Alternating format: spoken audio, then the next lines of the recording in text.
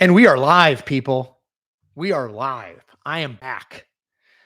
I don't think I was here last week. No, I was not here last week. I was driving to Cooperstown, New York. But I'm back. Got my old school REM shirt on. I bought this at a concert in the late 90s. Still fits mostly. Thank you for joining me. Happy Friday. Happy weekend almost. I am 2 minutes late because I was doing a Zoom call with a paid subscriber to my Substack newsletter, which if you have not subscribed, you can get a lot of the content for free. If you want to support me and what I'm doing, you can pay. It's $6 a month, $60 for the year. chrisalissa.substack.com. Can someone throw a link into my Substack into the chat? Because I don't want to do it while I'm talking. But check it out. If you get a free 30-minute Zoom call, it's not free. You get a $6 a month Zoom call that comes with your paid subscription. So let's do it. Okay, here we go. Questions.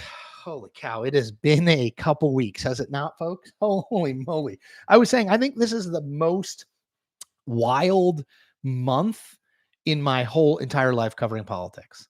Like starting on June 27th. So we have the debate where Biden is disastrously bad. Then we have 3 weeks of Biden should get out. No, he shouldn't. He's not getting out. We should get out. Then we have the attempted assassination of Donald Trump.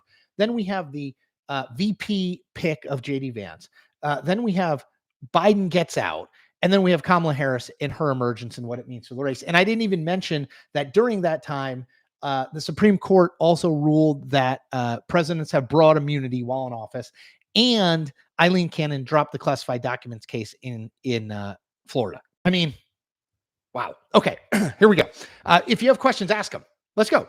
John C. Curious to hear your take on the state of the race. Feels like so much energy behind Harris. Poll swinging her direction seems like all downhill for Trump. Poor VP pick and wasted RNC convention. You know, it's sort of. So, look.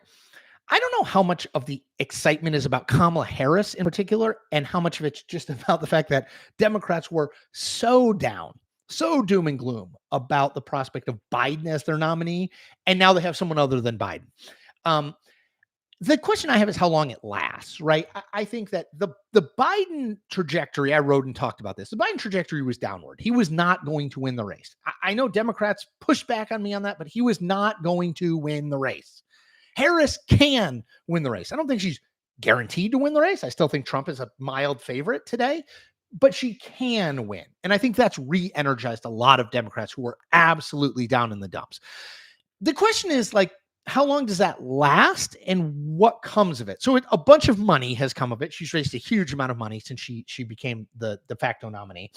And polling, I would say, generally speaking, suggests that she is within a point or two of Trump nationally. I think Trump's probably ahead, but it's close.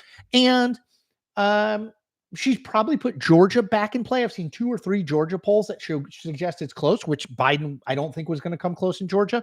So yes and no. Like, I think this has been the best week for Democrats in months, period. No question. I just think people might get a little over their skis in predicting, like, well, she's definitely going to win now. Like, you know, maybe, but I still think the Electoral College favors Trump. Maybe even a little bit more so in Pennsylvania, Michigan, and Wisconsin. So yeah, like, it's been a really good week. Let's see how long it lasts and what the outcome of that good week is. Shroyd, thank you for the donation. By the way, folks, if you do want to donate, I always need coffee. I always need tea. So if you want to, please do. Thank you.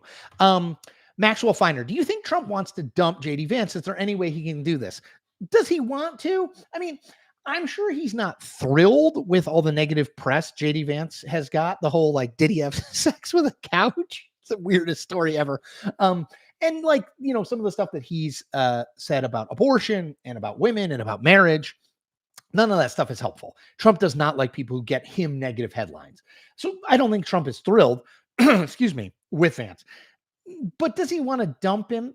I don't think so. And is there any way he can do it? Not real. I mean, yes, I'm sure there is a way, but it's very hard because remember, the convention has already taken place. Vance has already been formally nominated and accepted the vice presidential nomination. To get him out, I think you would have to force him to resign. the VP nomination to reopen it. And I don't think Vance is going to do that even under pressure. And I don't, by the way, I don't think he's been that bad. Like, it's not like there's been some like massive sex scandal or something that would like drive him away from the race. So I don't think that's going to happen. Sam, hey, Chris, hello. Can you talk about what it was like traveling and being away from your desk while the political world exploded around you? Yes. So people who don't know, I wrote a little bit about this on my Substack newsletter. I was in Cooperstown, New York for the last 5 days. I was actually at the National Baseball Hall of Fame when Biden dropped out of the race. I purposely did not bring my computer with me to the Hall of Fame because I thought, you know what? It's Sunday afternoon. He's not going to drop out. And I need to just be like fully on family mode, not on work mode. It was a little weird.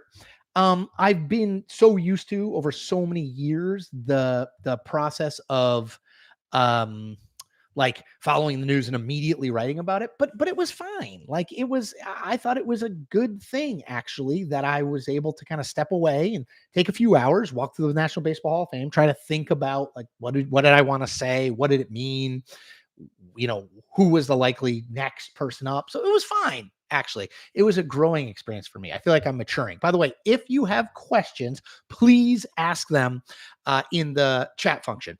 I will go. I have something at 2, but I will go for as long as there are good questions or as short. Maybe look, it's a Sunday, a Friday in the summer, so I get it if people want to peace out. Anubov C. Biden wanted a black woman as VP. Yes, he said that. Her limited experience, far left voting record, the border crisis baggage, 2 governors from the Rust Belt might have been a better choice this time. What do you think? I was just having a conversation with someone. They asked me, like, in a vacuum, who would Democrats want to nominate? And I said, I don't think they would actually nominate Kamala Harris in a vacuum for a lot of the reasons you outlined. I think they would probably pick, like, if they could, Gretchen Whitmer at the top of the ticket, and then like, Josh Shapiro or Mark Kelly or someone like that second, or flip-flop Josh Shapiro and Gretchen Whitmer, so something like that, because I think you need to win the Midwest and Pennsylvania in order to get elected president if you're a Democrat. And I think Harris is at best an even money bet to win those states. I think she's probably has about as much chance as pre-debate Joe Biden. So she can win, but it's no lock.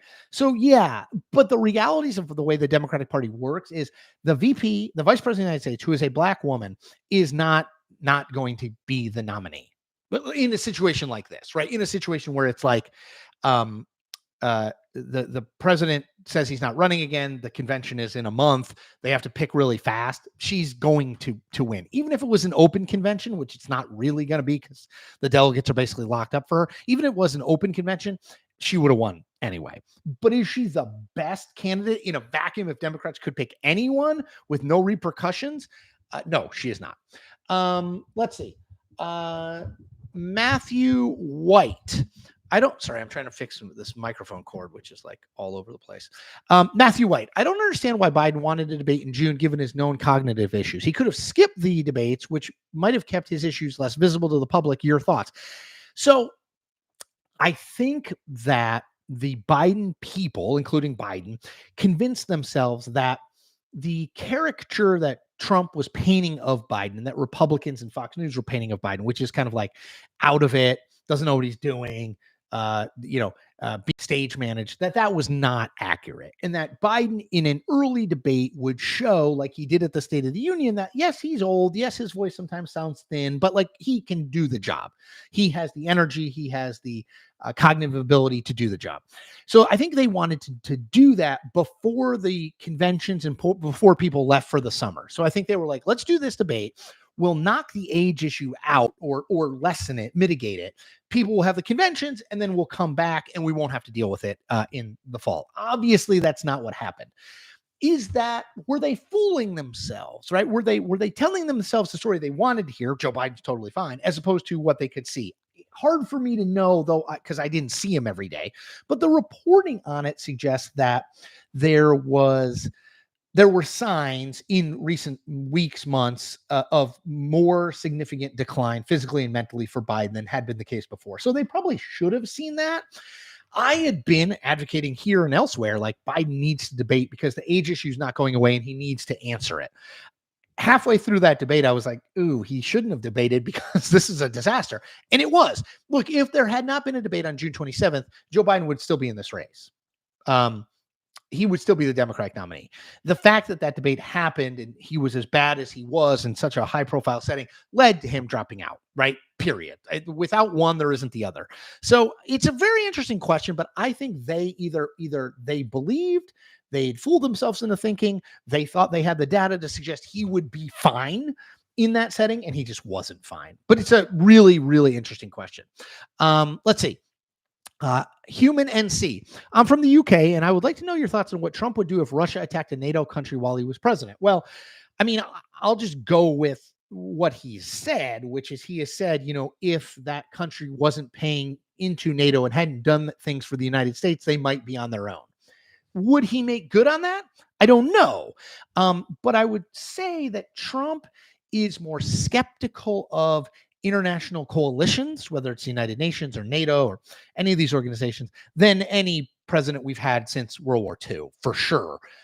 He is someone who is very transactional. It's kind of like, what have you done for me lately? And so I'm not sure that he would be like, we're not getting involved, but there's a higher likelihood of that than with anyone else who's been president since World War II. Ahmed Hindawi, thank you for the donation. So appreciated. Really appreciate you. Thank you for being part of this chat. Again, people, ask your questions. If you've got questions, bring them on. Marcy B, if Harris wins 8 years, her VP would be logical for the next Democratic presidential nominee. Right. What, in your opinion, does that do to those who are planning maybe a 2028 presidential run, now 2032 or 2040? Yeah, it definitely pushes that back, because if she wins, she's 58, 59. She's going to run for another term. And then after that, whoever she picks for VP will be in the mix for 2032. So yeah, it pushes people's timelines back. I think if you're someone who is, 65 or 70, it's tough, because now we're talking about almost a decade that you have to push your plans back. If you're Pete Buttigieg, who's, 40, doesn't really matter. He has time to wait. Gretchen Whitmer is in her early 50s. I think she could probably wait. But yeah, it absolutely complicates that, because now you now have someone who we assumed prior to last Sunday that the 2028 nomination would be open on both sides no matter what, right? So if Biden won, he'd be term limited out after a second term. And if Trump won, he'd be term limited out after a second term. So either way, it would be open. Well, that's now not the case on the Democratic side. If Kamala Harris wins, obviously she can serve a term 2025 to 2029 and then run again. So it is a different calculation. And so if you're kind of a 60, 65-year-old Democrat who wants to run for president, things just got a little harder. KR, I appreciate your objective analysis, as it's increasingly rare these days. Thank you. I would appreciate if you could make 30-minute videos and objectively analyze daily political news, the Chris Cillizza show.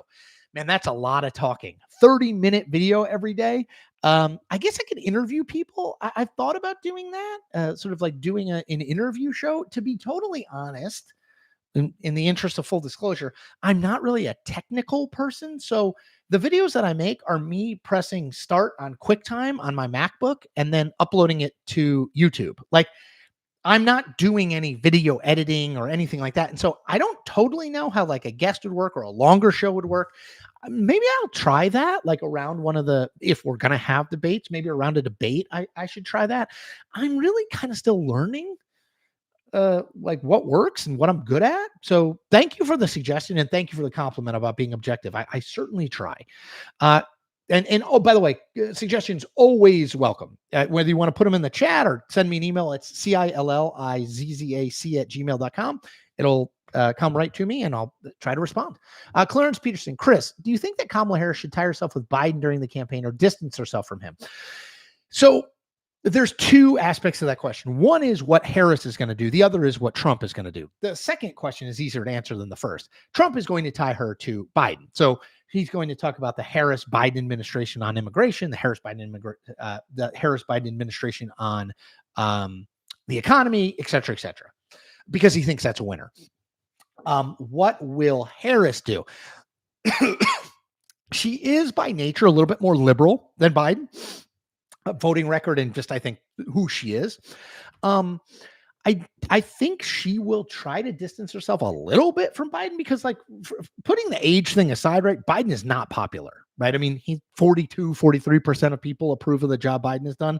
And those numbers are way worse on things like the economy and immigration and foreign policy. So, like, I think it would be smart to try to distance herself some. I'm not sure where she does that. I think it would be smart of her to try to take a harder line on immigration because a majority of the people in this country now favor uh, broadly much more strong border protections. So I actually think it would be smart if she did that. I don't know if she will, but I think that would be a place to go. Tara Reid, not that Tara Reid. Here we go. By the way, if you have questions, keep them coming. Mark Kelly as VP nominee looks good on paper, but have you heard him speak? He's not going to excite voters, and I don't think voters are going to vote for Harris because he's an astronaut. Bad VP choice. So yes, thank you for making that point. He is not super dynamic as a speaker. I think Josh Shapiro is a much more dynamic, natural, and more charismatic figure than Mark Kelly. How much does that matter? You know, I'm skeptical that who you pick for VP really matters all that much. The last time that I think we can objectively agree it mattered was 1960 when John Kennedy picked Lyndon Johnson to help him win the South, and he did. Beyond that, like, people always cite to me like, "Oh, McCain picked Sarah Palin and that's why he lost." Is that why he lost? Like, pick whoever you think would be the best possible running mate for John McCain. Joe Lieberman, whatever, whoever you think. Is he going to beat Barack Obama in 2008? No, because people vote from the top of the ticket. You know what I compare it to? If you go on a recruiting visit, let's say you're a basketball recruit and you really like one of the assistants, but you hate the head coach. Are you going to that school? No, because the head coach is really who runs things, right? The assistant, nice to have a good relationship with them, but the head coach is the head coach, right? And that's how I think about presidential races. Like, the VP, if you love the head coach and you really like the assistant, that's great. It's additive, makes you want to go there even more. But I just don't think that if you hate the head coach or you don't like the head coach, you don't trust the head coach, that having an assistant who you like really changes things. Okay, I'm going to keep going. Sean D. Which previous swing state is most at risk of trending away from Harris? I think Wisconsin may trend away from Harris now. Thoughts? North Carolina may trend toward her, but she will still lose there. Yes, I think she will lose North Carolina. So I would say the state that moves most in Harris's direction versus Biden is Georgia. Large black population in Georgia. And I think that critical vote there. I still think she's an underdog in Georgia, but she has a fighting chance where I think Biden didn't. I think it is Pennsylvania is a harder sell for Harris than it is for Biden. Biden is from there, right? Scranton Joe. He's a older white male in a state with lots of older white males, particularly among those kind of like voters who are not reflexive Trump voters or reflexive Democratic voters. So I think she has more work to do there. That's why I think Josh Shapiro makes the most sense as the VP, because if he's going to help at all, it's going to be in a swing state that the VP represents, and Shapiro is a popular figure in Pennsylvania. So, like, yeah, I sort of agree. Okay, Tutu Lou. Jon Stewart said on his podcast that he's looking for journalists to talk to. Okay, I'll reach out for him. YouTube from the UK, and the idea of Chris Lillis and Jon Stewart on the same screen really does tickle my loins. I think that's a good thing. Nostalgic American, who would be the worst VP choice that Kamala could make among the top 5 realistic contenders? I don't know. It's hard for me to know what your top 5 realistic contenders are. I think she's vetting 12 people. In my opinion, and this is weird because I think he's the most talented Democratic politician in the country in terms of raw ability.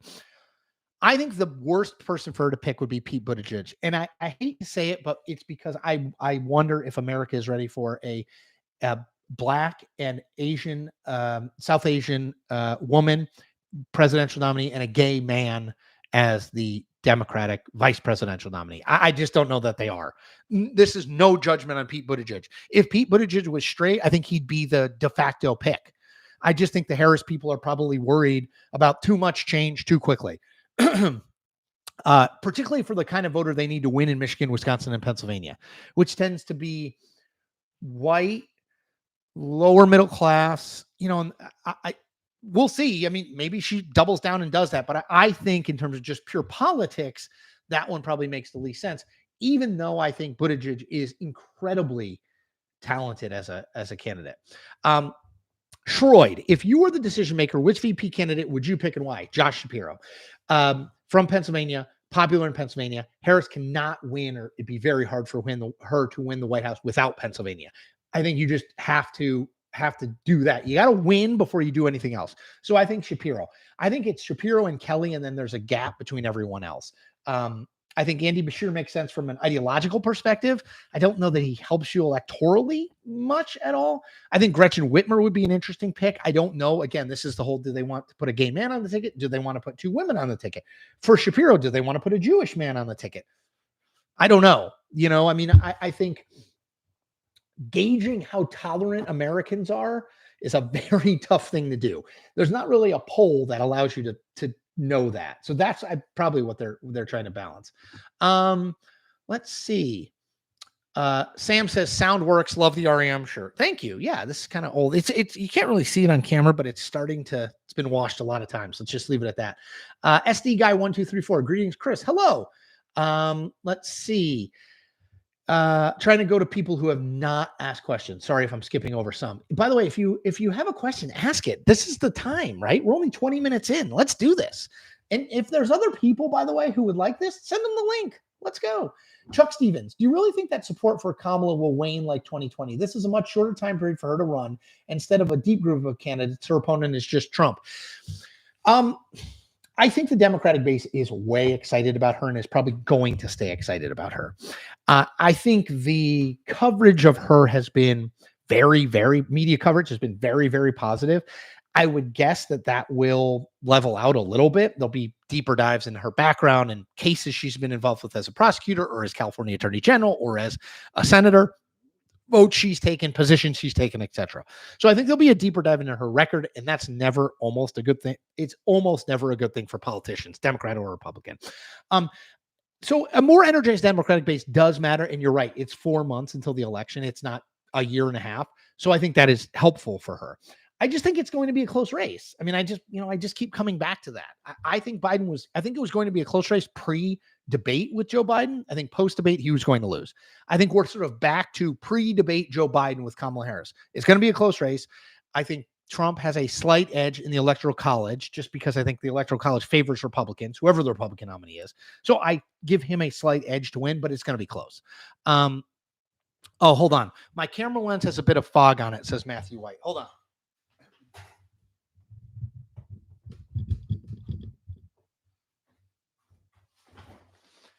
Is that better? I did the old cleaning it with the shirt method. I'm sure that's how they prescribe you to do it on MacBook. But thank you, Matthew. Barry Riley, Kamala Harris is the new kid in town. Yes, that is true. I always say the thing that you have to remember about the news business is the first 3 letters, N-E-W, new.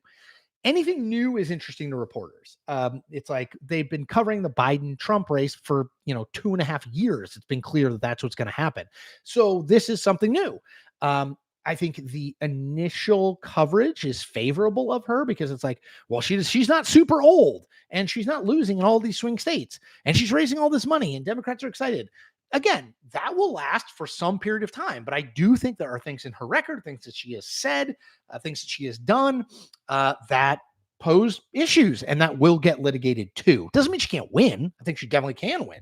I just think that the honeymoon only lasts for so long. Davey Man. Hey, Chris, who do you think Kamala Harris should choose for vice president? For me, he says Andy Beshear or Tim Walz.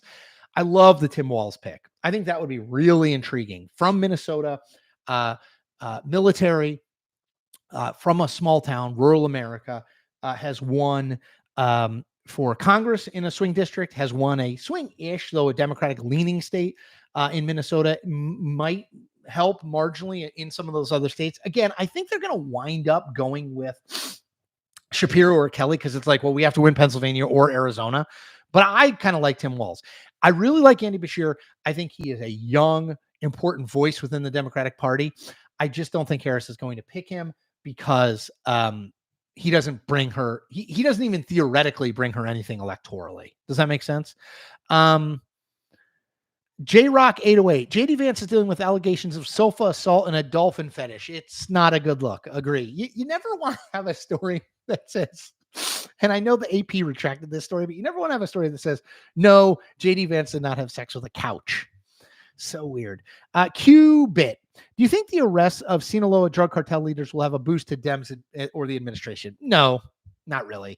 Because I just think we're so tribal in our politics now that it's kind of like there's basically 48% for Biden, 48% for Harris, 48% for Trump, and 4%. Wait, that adds up to 96. Yes, 4% of people who are like they don't know, and those 4% of people, who the hell knows how they make their mind up?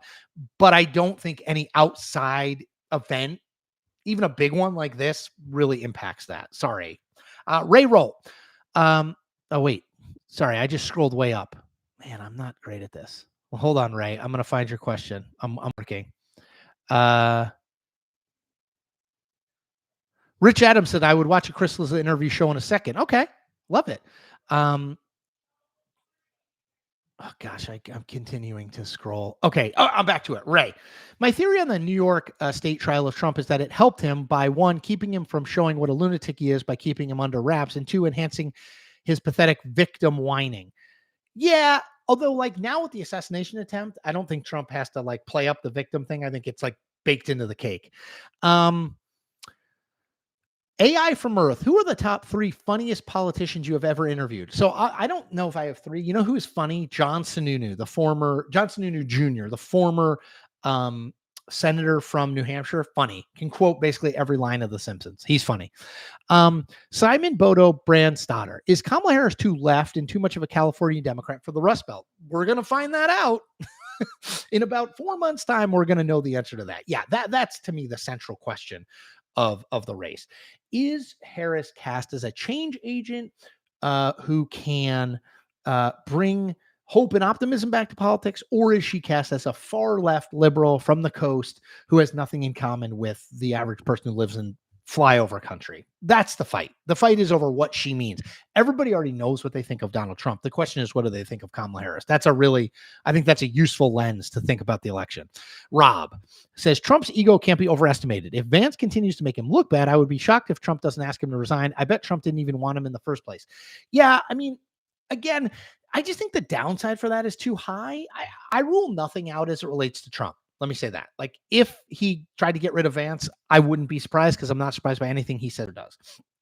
That said, I think trying to get rid of the VP nominee or getting rid of the VP nominee, it's like, well, then why was he chosen in the first place? Like, you picked him 2 weeks ago. Why was he good then and bad now? I just think it looks like chaos. It looks like he doesn't make good decisions. And I don't think Trump wants that to reflect on him. But you're right. You can never go wrong betting on Donald Trump's ego. I'll say that. Negative. Is there any possibility that we can get Biden back in the race? No, absolutely zero.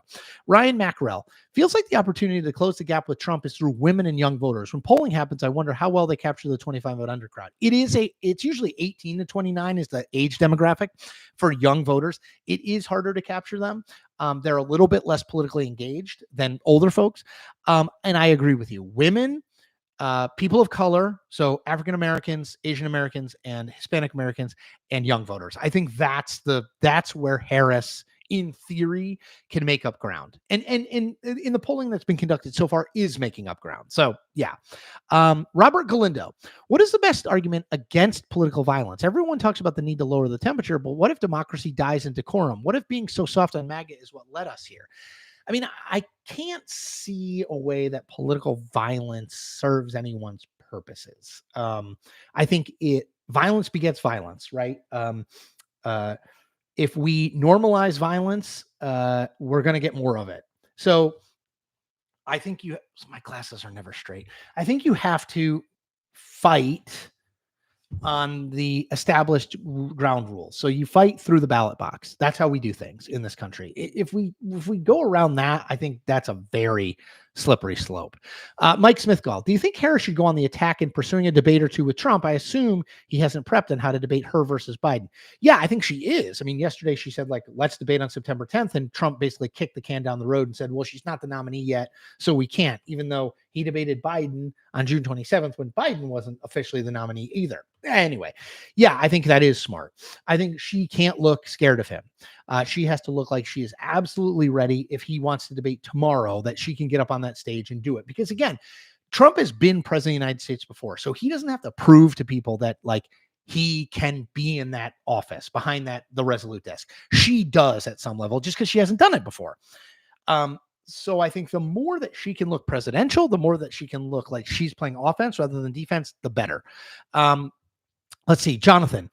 Chris, nobody has addressed the issue of what this change at the top of the Democratic ticket means to the fight for both houses of Congress. Can you comment? Okay, so post-debate Biden was going to probably cost Democrats the House and the Senate.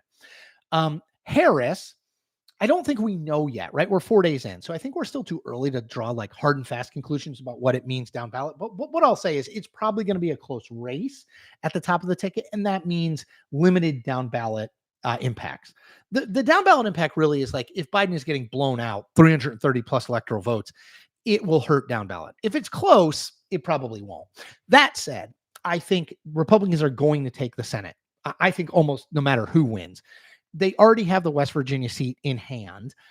So now it's 50-50. So now they need one more seat if Harris wins and zero more seats if Trump wins and one more seat if Harris wins. Because the vice president breaks ties in the Senate. I think they have a lot of opportunities out there. I think they have Ohio. I think they have Montana. I think they maybe have Wisconsin. Democrats don't, right? The Democratic opportunities are Florida and Texas. And I don't think Florida or Texas is going to vote for a Democratic senator this time around. So I think the Senate is probably gone for Democrats. If they keep the Senate, it's unbelievable. And the strategists and the candidates deserve a huge amount of credit. The House, very much a toss-up at this point. There's a relatively small number of competitive races. Republicans have a very narrow majority. I think either way, one side or the other is probably going to still have a pretty thin majority in the House. So what I would say is sort of the post-debate Biden scenario was a disaster. It was like he's going to lose. He's going to take House seats with him. He's going to take Senate seats with him. So with Harris, we don't totally know. But if the race stays close like it looks like it is right now, I think it's probably a wash down ballot. But thanks for the question. Brian Fugate. Hello, Chris. Crazy week. Yes. No kidding. Kel Clark. Chris, have you ever heard of Professor Alan Lichtman's 13 Keys to the White House? If so, what do you think about him? Yes. Go back and search my channel. I made a video about Alan Lichtman's keys.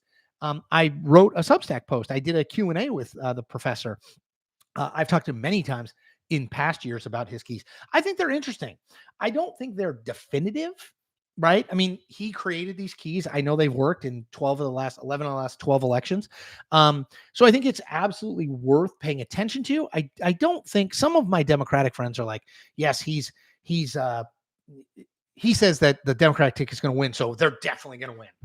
I don't know. It's a data point. I think it's an interesting theory of the case, and we should engage with it. But if you've not watched my video with Alan Lichtman, do it. I'm going to probably do another one with him because once Harris becomes the official nominee, because when we talked, it was about Biden and Trump, and now we're Harris-Trump. So I'm probably going to do another one. But check that out and check out my Substack, chrissaliza.substack.com. I did a Q&A with Lichtman where we go deep into his keys and all that. Jim Griffin, I've seen several Harris answers that consisted of vacuous word salads. Very off-putting to tell me that she is not always very off-putting. Tell me she's not always this bad. She does talk in weird sort of vague generalities, right? Like she's not been great in that regard. My thing about Harris is here's what we know about her. She got elected attorney general in a state that is very, as a Democrat in a state that's very Democratic. She got elected senator in a state that's very Democratic. She ran for president in 2020. She showed flashes of ability, but the whole campaign, I would say, was lackluster. Her time as VP, certainly the first couple of years were very not great. They've been okay since then. It's a hard job, so I kind of grade her on a curve as I grade all VPs on a curve. But I don't think there's evidence that she's like this amazing, charismatic candidate. I feel like a lot is being dumped on her that like she's so great. People are so excited. She's going to win. Maybe she's going to win, but I don't think we have the evidence to suggest that she's some great candidate unless things have really changed in the last 4 years. So yeah, she does. I think she does say some things that make no sense. Now, of course, Donald Trump says lots of things that make no sense and lots of things that aren't true. So I get it. But I just don't think she's like the savior candidate. Let's see. Rich Adams. Hey, Chris, I'm back after busy work. Love the live stream. Thank you. What busy work were you doing? Alan Bellamo. What can Biden do to help Harris over the next few months? Stay out of the public eye. Let her be the leading voice for the administration. Defer to her on policy. He is unpopular. You do not, I think there are select places where Biden can be helpful, maybe in the Scranton area as it relates to Pennsylvania, maybe a few other states. But I would say largely like don't be around all that much because she really needs to sort of make her own way, number one. And number two, it's not as though Biden is as popular as Obama was at this point in his term. So like you want Obama as a surrogate if you're Kamala Harris much more than you want Joe Biden as a surrogate. You probably want Michelle Obama, then Barack Obama, and then way down that list is Joe Biden. FL. Kamala Harris needs to pick VP Shapiro. I love his catchphrase, GSD, get S done, which she can praise the Biden administration for what they got done and talk about the GSD policies plan in the future. I agree. Good message. Just do stuff. Accomplish things. Don't worry about Republican or Democrat. Smart. Let's see. Kaylee Niski. What do you think the 100-day campaign could be a benefit if there are no October surprises? It's like running a sprint rather than a marathon keeps everyone's attention. Agree. And by the way, momentum matters more in a short campaign than it does in a long campaign because momentum's hard to sustain over the long term. So yes, I think it is a very good thing for Democrats that Kamala Harris has momentum, that Democrats are excited about her. The election isn't in 4 weeks, it's in 4 months. So I think that initial excitement will wear off somewhat, particularly outside of the Democratic base. But yes, it is much more a momentum-driven contest than we normally would have for president, which is interesting. Avery Neal says, hey, Chris Liza, what's up? I mean, things are good. Generally, trying to grow this YouTube channel. We're at 34,000 subscribers. Got to get to 40, and then the big one is 50. That's the big one. But I get to 40 in the next month. Got to get to 50. I'm aiming for 50 by like mid-September. Do you think we can do that? How do I do that? Anyway, Alan Bellamo says, will Senator Warnock be a viable cabinet choice for a Harris administration? Absolutely, he would be. Now, Warnock, I think, is an interesting guy because I think he'd like to run for president. He's relatively young. Hold on. We're going to play the guessing game. I'm going to say he's 56. Raphael Warnock, age 55. God, so close. So he could be someone who runs in 2032. In 2032, that's what, 8 years from now. So he's 63. Yeah, he could be that guy. So maybe he takes a job in the administration, but maybe also he just stays in the Senate. Although running for re-election in Georgia is not going to be easy.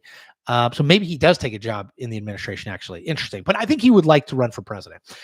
Negative. Considering Biden could have won in 2020, regardless of who he picked as VP, let's say he picked Susan Rice or Val Demings as VP, I wouldn't see them being the de facto nominee like Harris in that case.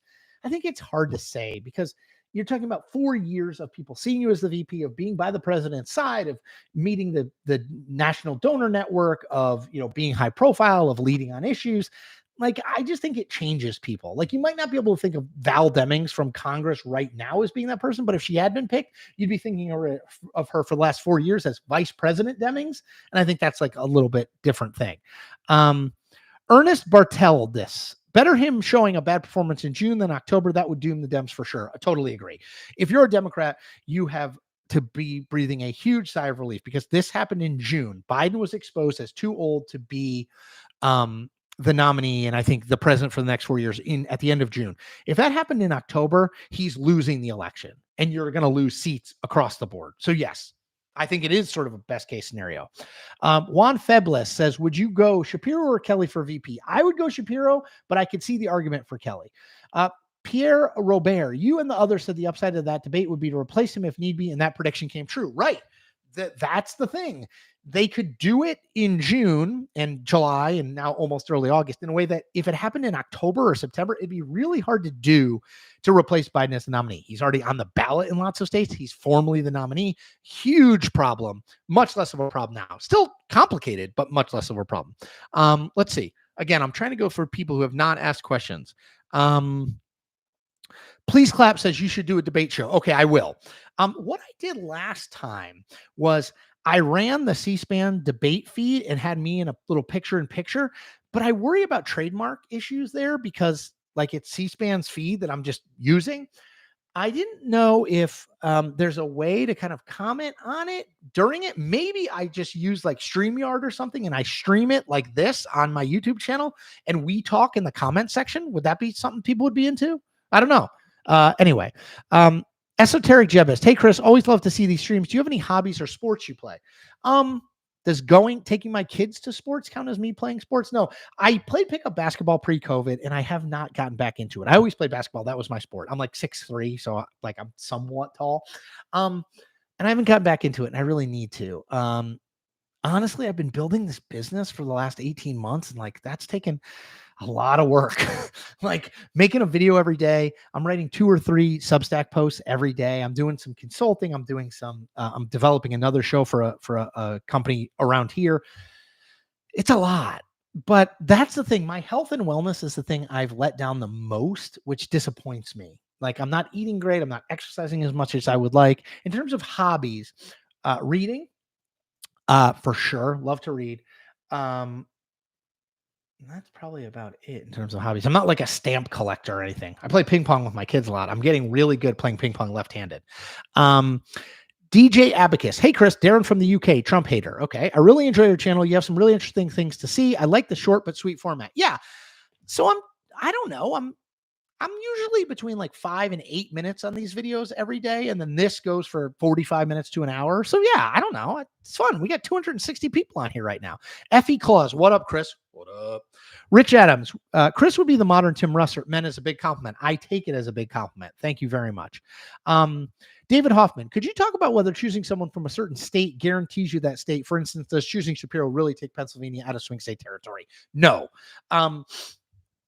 I think that, again, just to return to the VP versus president thing, the vast majority of people vote for the presidential nominee, not the vice presidential nominee. I think the VP nominee can help or hurt you at the margins. Would picking Shapiro make Harris more competitive in Pennsylvania? Yes.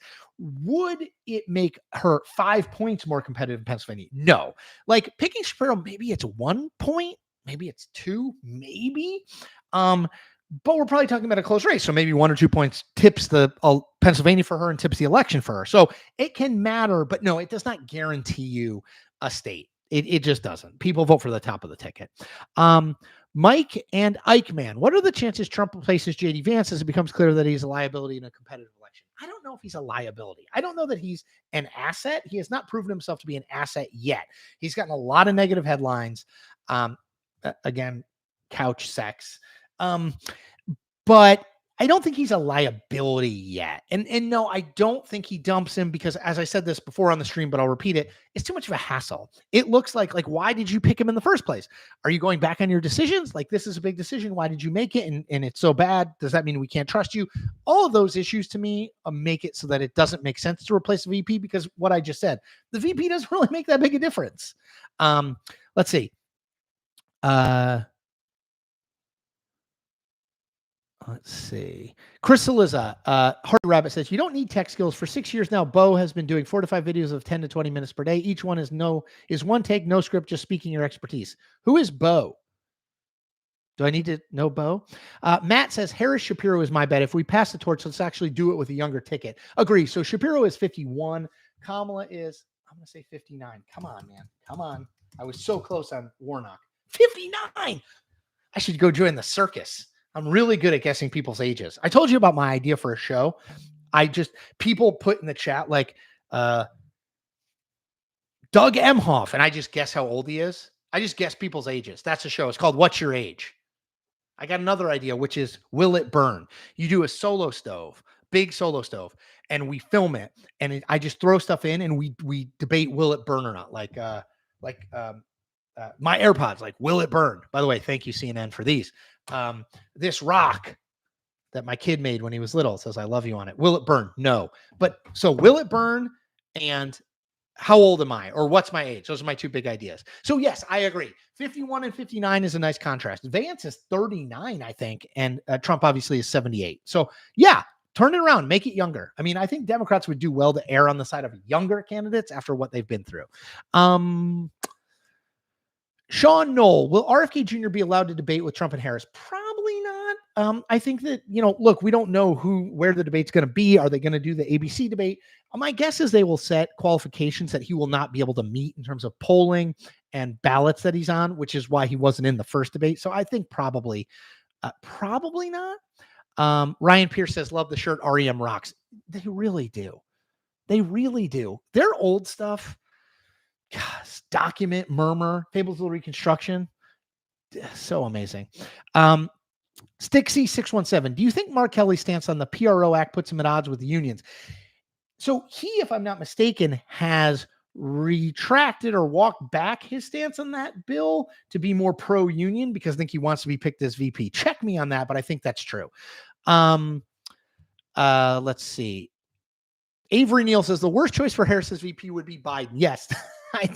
They said plausible picks. I don't think they're picking Biden as VP. Yes, that is true.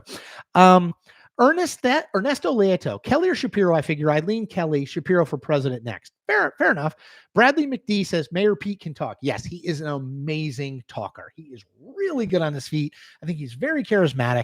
I think the criticism of him is like he's like a know-it-all, like smartest kid in the class, and nobody likes that, which I hear and I could see. But man, he's a gifted talker. Yes. Clarence Peterson, Pete Buttigieg is my choice for VP. I get it. Totally understand it. Don't think it's going to happen.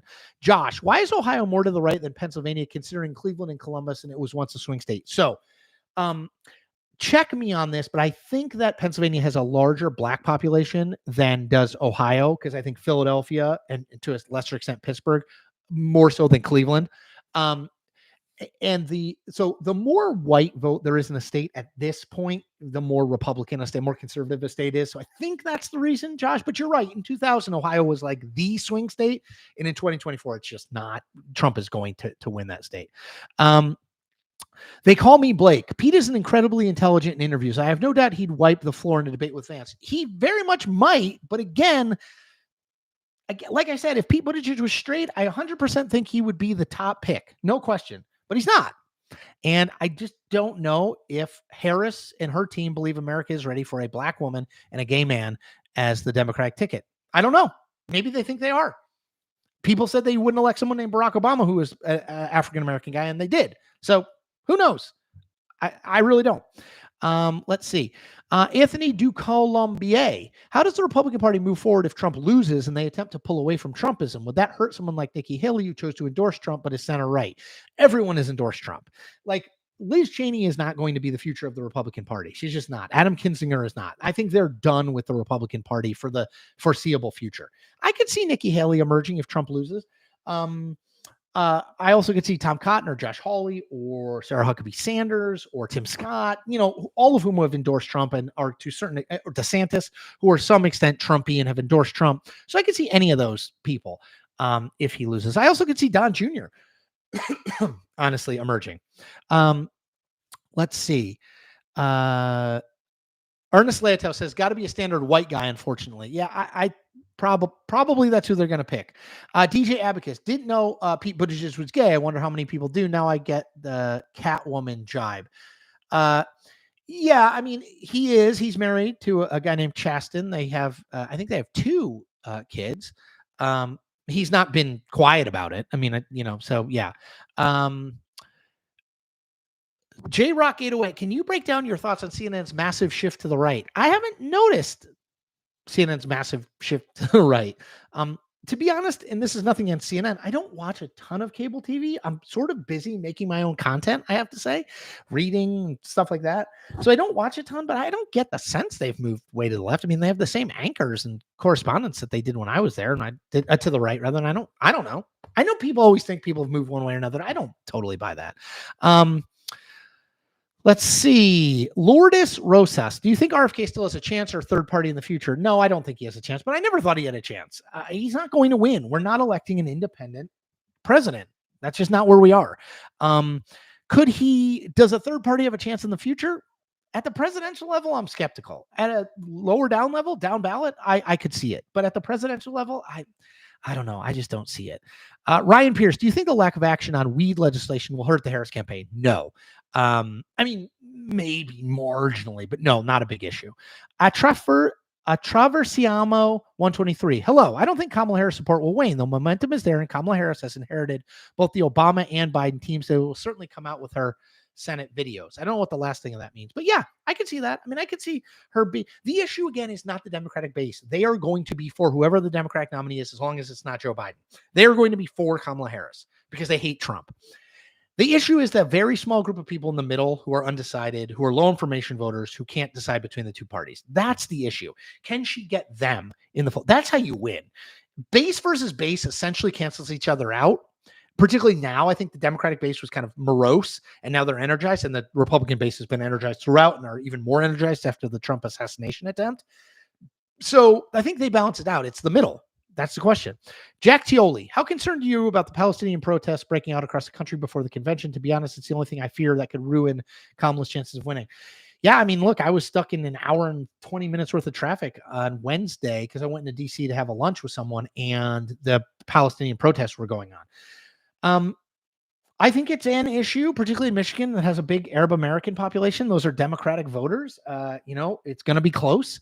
So if you have Arab American voters, if you have people who feel like the U.S. has been not hard enough on Israel or too hard on Palestine, younger voters tend to feel that way more than older Democratic voters. Yeah, I mean, look, when it's going to be close, and I think this is now, again, we're back to pre-Biden debate. It's going to be close. Any little thing can matter. So yeah, if you're a Democrat, I think you do need to worry about that. Vincent Bernal, I would love to see a Buttigieg Vance debate. They would definitely go into detail about the East Palestine train accident. Yeah, two voices from the Midwest. Be kind of interesting. DJ Abacus, surely Trump will make a mistake and say something truly offensive. I mean, what at this point would qualify as that he hasn't already said? That to me is my issue, right? Like, if you haven't been offended by him by now, if you're either for him or thinking about being for him, what would he say? What could he possibly say that he hasn't already said? I don't know. Let's see. Angelo B. Hey, Chris, sorry if this was already asked, but what do you realistically think a Kamala versus Trump debate looks like? No, actually, it hasn't been asked. Kamala is going to be a better debater than Joe Biden is. Low bar. I mean, Joe Biden was terrible in that debate. I'm not saying he's a terrible debater his whole life, but he was terrible in that debate. So she's going to be better. I think as an African-American woman, she poses challenges to Trump in terms of how he debates her. It's always been political conventional wisdom that it's harder for a man to debate a woman than for a man to debate another man. I don't know if Trump even factors any of that in. I think he kind of has one setting. He just like goes. So maybe that doesn't matter. But yes, I think she's more able. I think she's going to be a little bit more quick-witted. I think she's going to think faster on her feet. It's a different issue set. Obviously, you can't talk about how Joe Biden is too old. But he'll talk about the economy and immigration, and she'll talk about abortion and the 34 felony counts and the fact that he lies all the time. So it's definitely a harder debate for Trump, which is why I think he's being a little bit more wary. He's not just saying like, I agree to anything, wherever, anytime. But he's kind of got the one speed. So I think he'll do him. I think the question is how good or bad will she be? Let's see. Sofa King Jewish. When do you think we will know about Harris's campaign strategy? I would say it's kind of emerging now. I think, she's got a lot of the same people that Biden had. She is, as I said earlier, she is more lefty than Biden. I think policies she supported, policies she voted for are, particularly before she was vice president, are more to the left than of Biden. So I think she'll move a little more left-ish, but she knows the country is not left, so she's not going to move too far left. Maybe who she picks for VP winds up moderating that. Don't know. I don't know the strategy yet. I did see a campaign aide of hers told Politico that she's going to focus less on the Midwest and more on Arizona, Nevada, Georgia, and Pennsylvania. I don't know if that's true. I don't think you can sort of ignore the Midwest. It's very hard if you're the Democratic nominee to lose two of these three, Michigan, Wisconsin, and Pennsylvania, and still win. So I don't know, it's like one aide saying one thing. I don't know if that's actually a strategy or not. But I would say Georgia, marginally more competitive. Wait and see on Arizona and Nevada. Pennsylvania, maybe marginally less competitive. Wisconsin, Michigan, essentially a wash. And I just don't think North Carolina is going to win. North Carolina, she's going to win. Joe Renteria, my question, can Kamala permanently bring back the McRib? If she does, she will unite the country. Well said, my friend. The best part of the McRib is how they do the like fake char marks on it, even though it's not on a grill. Yeah. Deirdre Nelson says she will clobber him in a debate and he knows it. I don't know. I don't think Trump thinks anyone clobbers him in anything. I really don't. I think he lives in a world in which he is the absolute best at everything. So maybe, but I don't know. I guess I'd be surprised. Paul Robinson, thank you for your donation. Folks, if you want to donate, please do. Love to have it. It goes to support my coffee habit. I will admit, it's mostly buy me Empress Clouds green teas. But thank you for your donations. Ben Siegel, does Joe Biden speak at the convention? Where does he fit? Who does the Kamala intro? So I think he does speak at the convention. It's probably is it the last night? I mean, he's the sitting president of the United States. It probably has to be the last night. So I think there's a role for him, but it's not going to be the top most prominent role. Here's my idea for Kamala intro, Michelle Obama. Ernesto points out that the McRib also had fake bones. Yes, so gross. Let's see. One last one. Let me see if I can fit this. J Gus 828. You always hear about how much money is raised and how this matters. I understand that money buys ads and such, but does money really play that huge of a role? No, not in the presidential race, because there's so much money washing around. They're both going to raise and spend around $1 billion. No, a couple $1 million does not matter. Is the money that Harris has raised helpful? Sure. Is it a sign that people are excited about her? Sure. But no, you very rarely lose a presidential race because you don't raise enough money. I think it's less important than in any other race. CRA says you got OnlyFans. No, I do not have an OnlyFans page. Michael Stravelli says, noticing you skip questions on DEI and equality issues. Not on purpose. Sorry, I didn't see questions on DEI or equality issues. Yes, I think Republicans will run on sort of like anti-wokeness, anti-DEI. I think it will work for their base. I don't know if it works for persuadable voters in the same way that the democracy argument works for the Democratic base, and I don't think works for persuadable voters. Robbie Ramirez, thank you for your donation. I really, really appreciate it. What is my favorite Olympic sport? Field hockey. My wife coached field hockey for 20 years. Love field hockey. They call me Blake says dressage is the best Olympic sport. End of story. Remember when Mitt Romney's wife had a dressage horse that was in the Olympics? So weird. AV, are you going to the Chicago for the convention? What is your position on ketchup on hot dogs? I am not going for the convention. Too expensive for just a single proprietor like me. I do not like ketchup on the hot dogs. I'm a mustard guy. Robbie Ramirez says, hey, thank you. Love you watching your videos. Keep it going. Actually, you said keep it groin, which is weird, but I'm going to assume you meant keep it going. I will. Neo Network, do you think there are things Biden could do to jeopardize Kamala's chances? Any policies or executive orders that could hurt her?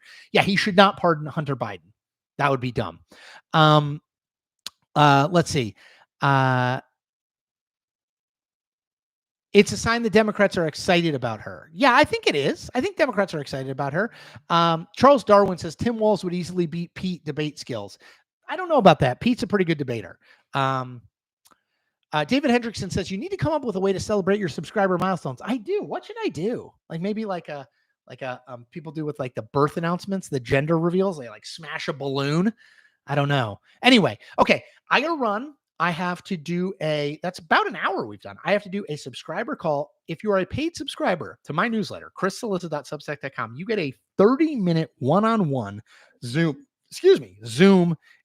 chat with me. It's great. And you get a bunch of other perks too. Go to chrissoliza.substack.com. And if you don't do that, go ahead and subscribe to this channel if you haven't. All right, there are 260 people on here. That's awesome. Friday in almost August. Thank you, people. As always, I will be back with regular videos.